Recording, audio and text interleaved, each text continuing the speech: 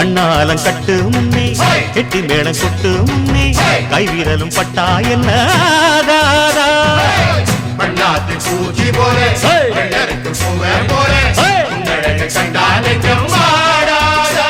அடி மஞ்ச கிழங்கு சிறு இன்ப கிழங்கு அடி பார்க்காம போனவளே குருவம்மா ஒரு பெண்ணென வந்தது பொண்ணுல பண்ணிய உருவமா